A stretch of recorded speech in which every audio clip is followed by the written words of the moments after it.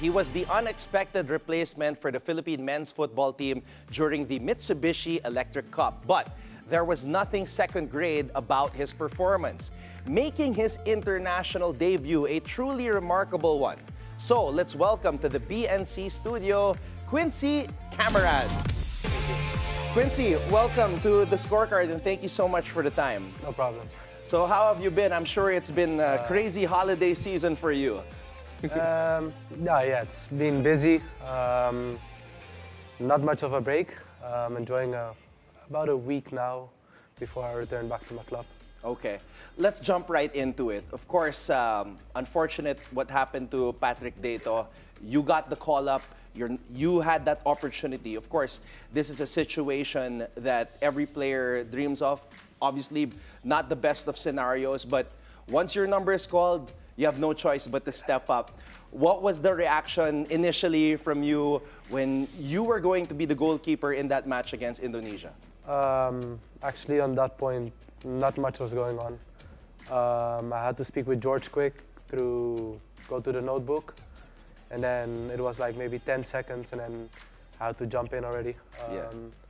I think it really sank in the moment I stepped into the pitch, where everything was like, oh wow, this is your debut, something you've been wanting, and now it's here. You've been representing the Philippines starting with the youth team since 2017. Yes. Did you ever imagine that international debut would come at a moment like that?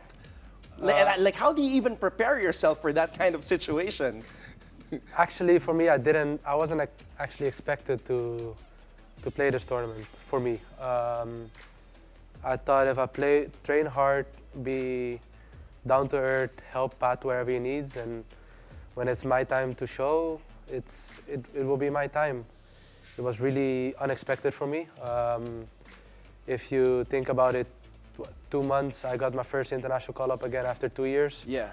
And then I was third keeper. Going into the Mitsubishi, I was second. I was like, if it comes, it comes, but no expectations actually. All right, let's talk about what people are now calling the miracle in Manila. Of course, people have been following football. Yes. They know about the miracle in Hanoi, but that was more than 10 years ago. Miracle in Manila happens here. Yes. And you are right there, goalkeeper, 10,000 plus people cheering for our squad. Talk us through like the scenario and the emotions running through your mind during that match. Obviously, it was amazing to have a full packed Rizal. For a player that plays in the domestic league, you actually don't experience that. Having the crowd behind us, I think, helped us get the victory. Obviously, it's always nice to have the 12-man around the stadium, and I think that really boosted us to bring the win at home. We're seeing some of the highlights here. For you, Quincy, what was the most memorable moment of the match for you? The Thailand game? Yeah, Thailand game, here in the Philippines. Sandro's goal. Sandro's goal. So what was going through your mind when that happened? Did you feel like, oh, we have a shot? Actually, I thought, why you shoot? Yeah? Yeah. Wow. Okay, and then did you guys talk about it after? No, I told him actually before the game. I have a feeling you will score like you did against Brunei in the 2022 Mitsubishi Cup. Yeah. He scored actually the same type of goal, takes it under his right foot to his left foot. So it just popped up on your mind like that? Yeah, like I told him before the game that I have a feeling he will do it again.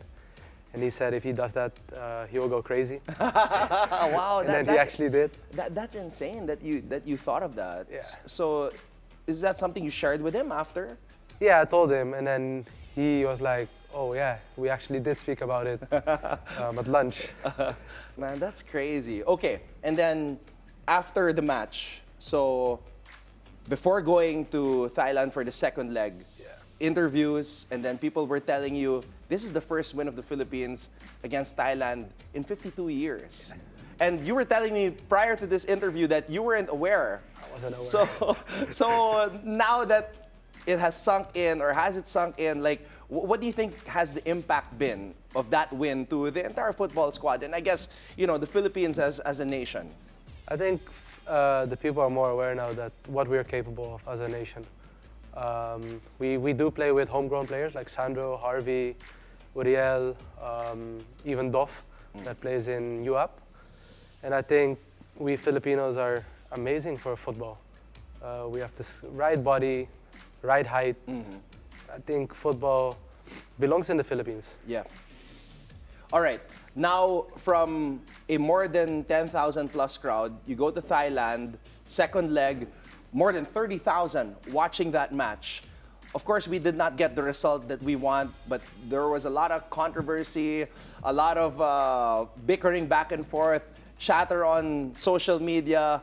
Your reaction to the whole thing, I guess we can say that at least people are talking about football, whether it's positive or negative. Yeah, no, we've seen what Thailand has been posting, especially one of the players. I don't know if you saw it also. That we cried after the game in Manila, but we will cry again in somebody Bangkok. Posted that. I didn't see the post. Yeah, no, it was the number 5 of Thailand. Okay. He posted that Philippines cried after the game from happiness, but they'll cry after this game because we make it to the finals now. Wow.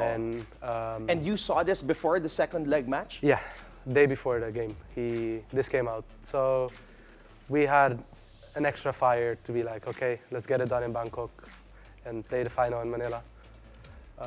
But no, it's always like this in football. People will talk positive or negative, and for us as players, it's just being able to shut it down and focus on the game.